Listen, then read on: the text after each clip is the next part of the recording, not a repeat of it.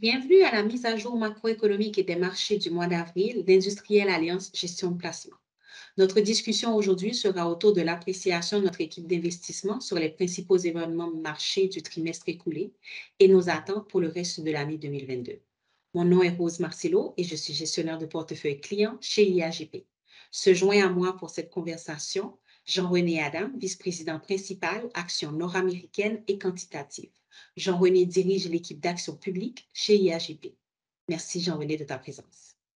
On a assisté à beaucoup de volatilité sur les marchés financiers depuis le début de l'année. On parle de choc inflationniste, normalisation de politique monétaire, rotation de secteur, risque de récession. Quels sont les impacts spécifiques au marché des actions?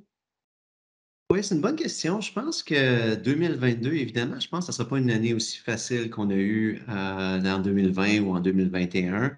Puis la raison pour ça, pour moi, c'est vraiment le resserrement monétaire qu'on voit qui est assez important. Donc, évidemment, la politique monétaire des banques centrales, là, ça a un effet sur la prise de risque des investisseurs. Donc, ça, on l'a vu là, vraiment quand il y a eu la pandémie. Puis là, on a baissé les taux, on a imprimé de l'argent. Fait qu'on on risque d'avoir un peu le contraire de ça présentement. Par contre, une fois que j'ai dit ça, il y a des très bonnes raisons d'investir dans le marché boursier présentement. Il y a des belles opportunités. Je pense par contre va falloir être plus réfléchi qu'on l'a été dans les 2 dernières années où ce que presque tout montait, là. Une des choses positives que je vois présentement, c'est que le marché boursier est prospectif. Donc, on regarde en avant, on escompte l'information future. Fait que dans le premier trimestre, évidemment, les banques centrales ont été très claires qu'elles allaient agressivement augmenter les taux. Et puis le marché boursier a réagi, a baissé, a inclus ça dans son prix. Alors, je pense qu'une bonne partie de ça qui est déjà inclus.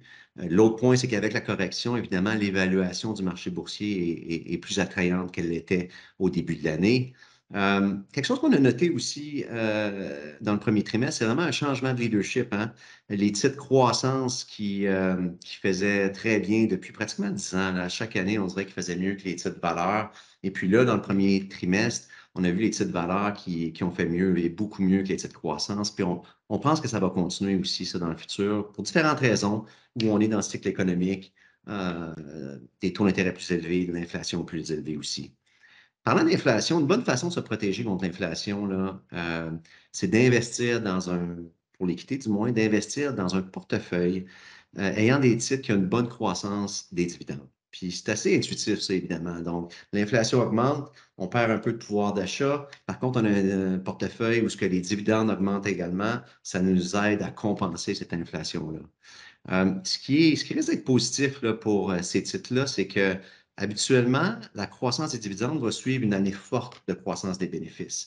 Et puis, on a eu une année très forte l'année dernière, en 2021, une croissance des bénéfices. Puis, si on regarde dans le graphique, là, ici à gauche, on voit le nombre d'augmentations de dividendes aux États-Unis. Donc, c'est les données année à date 2022 annualisées. On voit qu'il y a une belle augmentation. Et puis, le graphique de droite, là, on voit, c'est pour le S&P/TSX, on voit les dividendes par action. Et puis, la ligne noire, c'est pour 2022. Une belle augmentation là aussi. Donc, pour les deux là, pays, on s'attend à presque 10 d'augmentation de dividendes. Donc, très intéressant. Super, vraiment, c'est assez impressionnant, effectivement. Puis, dans le contexte géopolitique actuel, évidemment, puis les différents facteurs de risque que vous anticipez, j'ai cru comprendre que ton équipe et toi pensez que les actions canadiennes pourraient bénéficier de la situation. Est-ce que tu pourrais nous en dire plus? Oui, non, en fait, le Canada, je trouve ça intéressant parce que je trouve que la plupart des tendances qu'on voit devraient favoriser le Canada. Commençons avec l'inflation. J'ai discuté des titres à croissance et dividendes, mais une des autres très bonnes façons de se protéger contre l'inflation, c'est d'investir dans les ressources naturelles, dans les commodités. Donc, évidemment, le prix des ressources naturelles s'ajuste rapidement à l'environnement de marché, à l'inflation, puis on peut même dire que dans plusieurs cas, ça cause ou ça contribue à l'inflation, puis c'est le cas cette année. La bonne nouvelle, c'est que c'est presque 30 du S&P/TSX. Donc, on le voit là dans le graphique de gauche. La composition de l'énergie, par exemple, c'est 16 donc pétrole, gaz naturel.